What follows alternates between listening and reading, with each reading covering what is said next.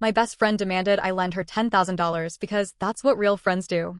When I refused, she announced to everyone that I was a selfish, fake friend and blocked me. A week later, she showed up at my door crying only to freeze as I held up the screenshots of her trashing me online. I smiled. Go ask your new friends for money.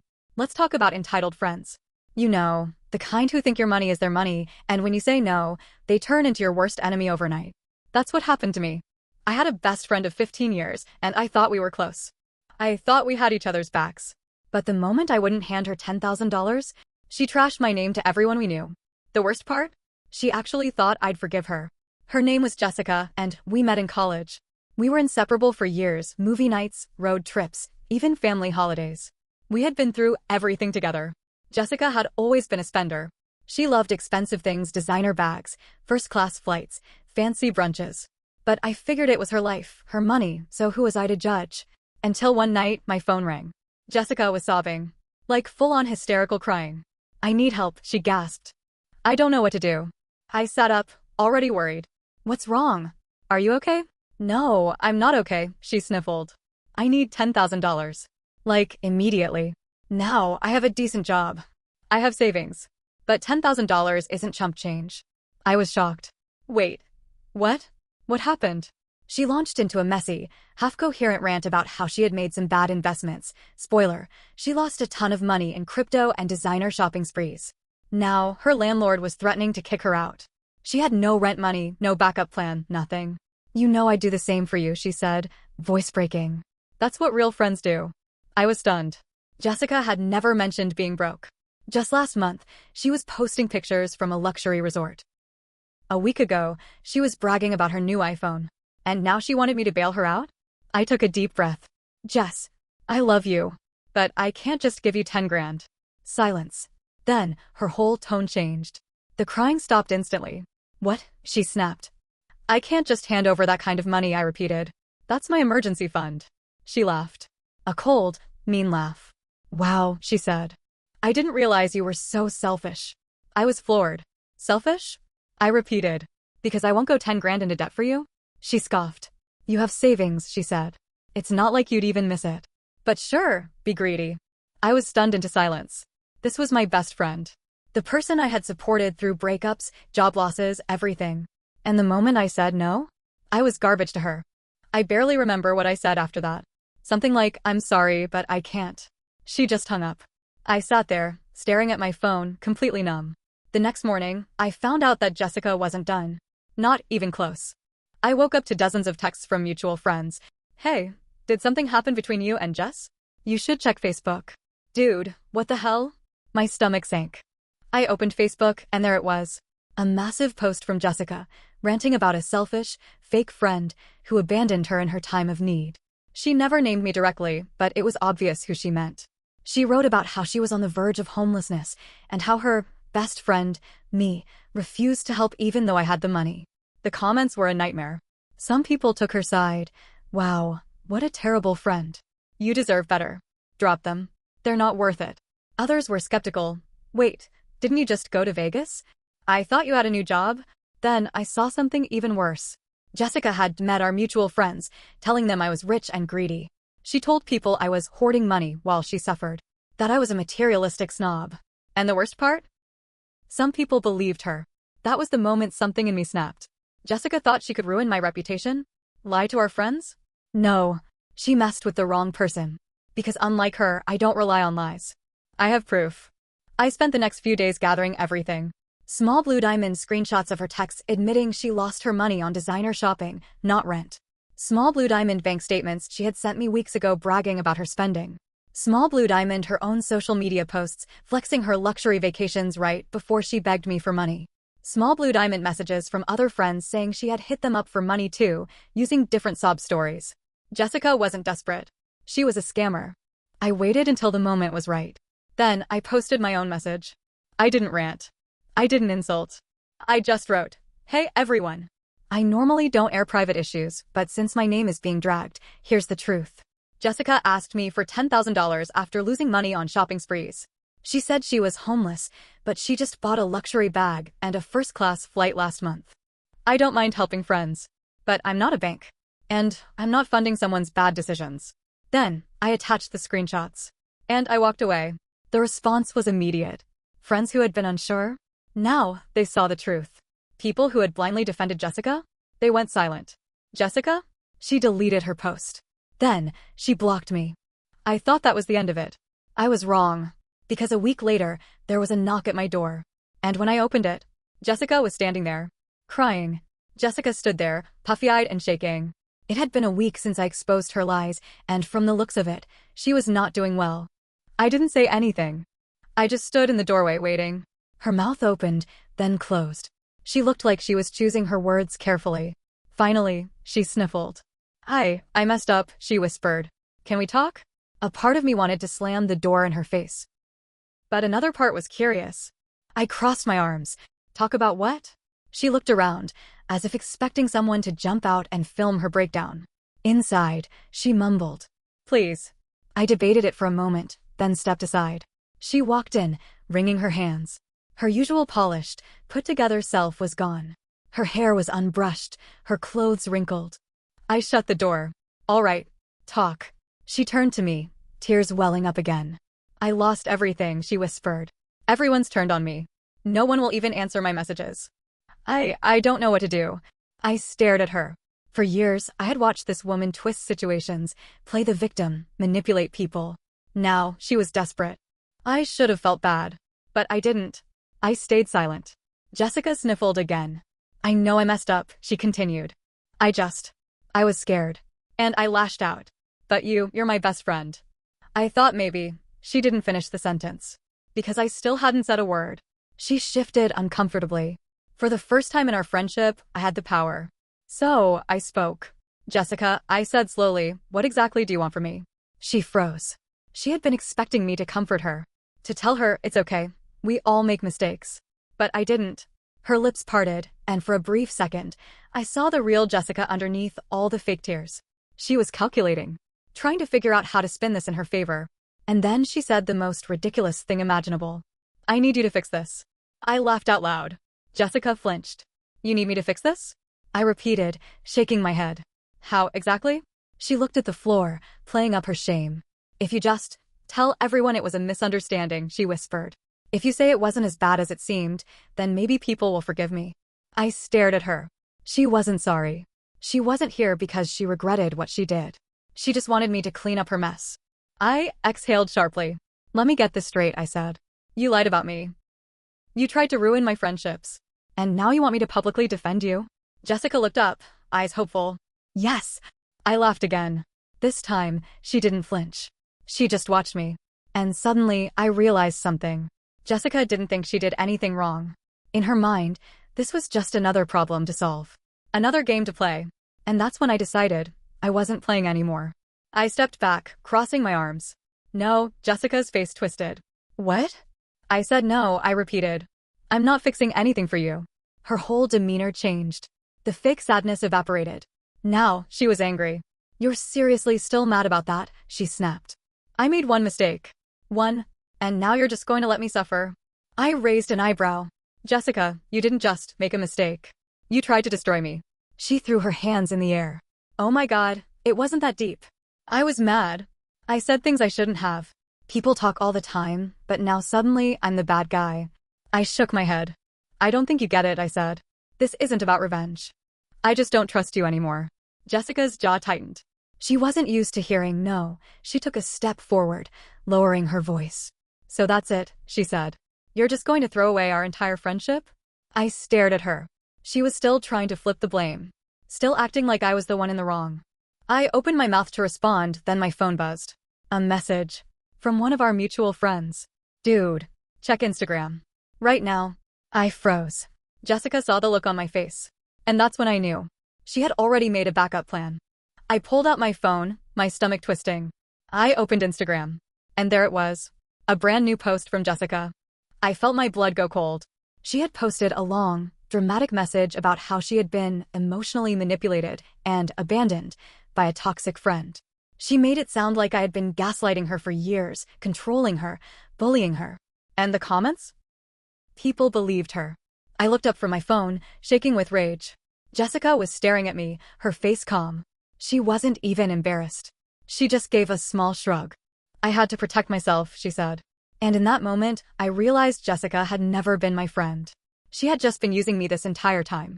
My hands clenched. I wasn't going to let her win this time. But I had to be smart. Because Jessica had just started a war. And she had no idea what was coming next. I stood there, gripping my phone, my brain racing. Jessica had been standing in my apartment, pretending to beg for my help, while she was simultaneously smearing my name online, again. This wasn't an apology. This was a setup. I slowly looked up from my screen. Jessica was still watching me, expression unreadable. I took a deep breath. So, I said, voice eerily calm. You were never actually sorry. She blinked. What are you talking about? I turned my phone toward her, showing her own Instagram post. The one where she painted me as a manipulative, toxic friend. The color drained from her face. For the first time, she actually looked nervous. Oh my God, she said, fake shocked. That's not about you. I laughed. A full, cold laugh. Jessica, I said. Who the hell else would it be about? She opened her mouth, closed it. Then, like flipping a switch, the tears were back. I didn't mean it like that, she stammered. I was just emotional. I wasn't thinking, no, I interrupted, sharper than before. You were thinking. You were thinking a lot. Because while you were standing here in my home, trying to convince me to defend you, you were out there calling me an abuser. Jessica was panicking now. Okay, listen, she rushed out, desperate. I can delete it. I'll fix it, I swear. I stared at her. And right there, I made a decision. Jessica wasn't going to stop. Even if she apologized today, she would do it again next week. Even if she deleted the post, she would find another way to twist the story. She had spent our entire friendship seeing what she could get away with. And now?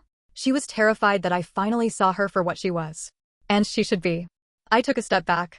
You know what, Jessica? I said, voice neutral. You're right. She blinked. I'm what? You're right, I repeated. This is all just one big misunderstanding. She visibly relaxed. See? I knew you'd understand, she said quickly. I mean, we've been best friends for so long, exactly, I cut in. Which is why I think we should clear everything up. Together. Jessica froze. What do you mean? I gave her a slow, deliberate smile. Oh, I was just thinking. Since you want me to fix this, why don't we go live? I said, holding up my phone. Let's go on Instagram. Right now. And clear the air. Together. Jessica stopped breathing. Her eyes widened, her face paling. What? Yeah, I said casually. Let's go live. Right now. I'll tell everyone the truth about what happened. You can apologize publicly, just like you dragged me publicly. I'm sure people will understand. Jessica panicked. No, that's not a good idea, she said quickly. I tilted my head. Why not? I just don't think putting this on blast is healthy, she sputtered. We should handle this privately, like you handled it privately? I said. Oh wait, no, you blasted me first. Jessica shut up. She knew she was caught. And then, in that moment, something clicked in my brain. Why was Jessica so scared of going live? I stared at her. And then I realized it. She wasn't just lying to me. She was lying to other people too. And she was terrified of getting exposed.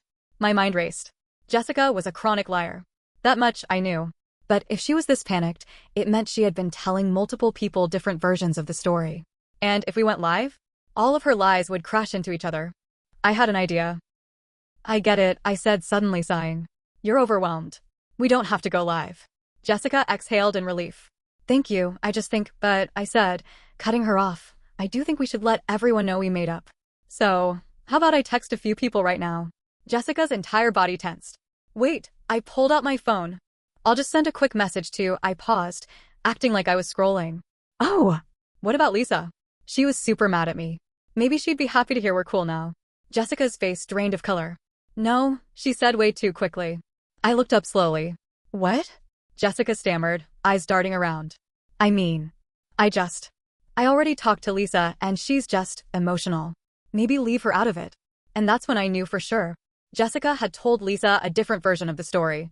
I wasn't supposed to talk to Lisa directly because Jessica had probably told her some wild lie, and if I reached out, the truth would unravel. My heart pounded. How many other people had Jessica lied to? Who else had she manipulated? I locked eyes with her. She was breathing fast now, watching me carefully, trying to see if I had figured it out. And I had. Jessica hadn't just tried to ruin my life. She had been playing different people against each other. And now? She was caught in her own web. Jessica took a deep breath, trying to recover. Look, she said, voice softer now. She was changing tactics again. I just want us to move past this, she said. I don't want to fight anymore. You're my best friend. Let's just forget all this happened, okay? I stared at her. And I made a decision. Jessica thought I was the same person I used to be. The girl who would forgive her, who would clean up her messes, who would stay silent. But I wasn't that girl anymore. I smiled. Sure, I said. Let's forget it. Jessica visibly relaxed. Thank you, she said, smiling. I knew you'd understand. And then, before she could say another word, I pulled out my phone. And I dialed Lisa. Right in front of her. Jessica's face dropped. What? Hey, Lisa. I said cheerfully as soon as she picked up. Jessica grabbed for my phone. I yanked it away. Lisa's voice crackled through the speaker. Oh. Hey. Quick question, I said, eyes locked on Jessica's pale face. What exactly did Jessica tell you? Jessica's mouth fell open. Lisa went silent. Then she said, oh. Lisa's voice crackled through my phone speaker. Oh. Jessica went dead silent. I watched her, waiting, daring her to make a move. Lisa, I said, keeping my voice calm, what exactly did Jessica tell you? Lisa hesitated. I could hear her breathing, processing. Then, she spoke. She said, Lisa's voice dropped slightly. She said you were blackmailing her. I blinked. Jessica whipped her head toward me, eyes wide with panic. Lisa kept talking. She said you threatened to post, like, private stuff about her. That you've always been controlling, and when she asked for help, you said you'd only give her money if she did things your way. My stomach dropped. I turned to Jessica. She was frozen. Jessica, I said, voice dangerously low. Did you tell people I was blackmailing you? Jessica's lips parted. Answer the question. She swallowed hard. Lisa sighed over the phone. I knew something was off, she muttered. But she made it sound so real. I clenched my jaw. This wasn't just manipulation. This was full-on character assassination. Jessica didn't just try to make me look bad, she painted me as some psychotic control freak. And she had no way out now. Jessica suddenly lunged forward, trying to grab my phone. I yanked it away. Stop it, I snapped. You don't get to hide now. Lisa's voice cut in. What the hell, Jessica? Jessica snapped. Oh, screw you, Lisa, she shrieked. You always take her side. Lisa gasped. Are you serious right now? She shot back. You literally made up a lie about her blackmailing you. Jessica whirled on me, eyes blazing. Fine, she spat. I lied. Happy now? I didn't move. I just stared at her. She was crumbling. The fake apologies, the fake tears, all of it was gone. Now, I was looking at the real Jessica. A selfish, manipulative liar who would do anything to save herself. Jessica scoffed. Oh, don't look at me like that, she sneered. You think you're so much better than me? I raised an eyebrow. Well, I said. I didn't spend weeks trying to destroy someone's reputation because they wouldn't give me money. Jessica's face twisted with rage. You owe me, she screamed. You had the money. I was drowning, and you just sat there. What kind of friend is that? And there it was. The truth. Jessica never wanted a friend. She wanted a lifeline. A walking ATM. And when I didn't give in, she wanted revenge. Lisa sighed. Jessica, you're done. Just stop. Jessica let out a short, bitter laugh. Oh, whatever, she scoffed. Lisa, don't pretend like you actually care. You all love playing the hero. You're all just as selfish as me. She turned back to me. And then she said the last thing she'd ever say to me. I should have ruined you when I had the chance. For a second, I just stood there. Then, I took a deep breath. I looked Jessica dead in the eye. And I said, you already tried. And look where it got you.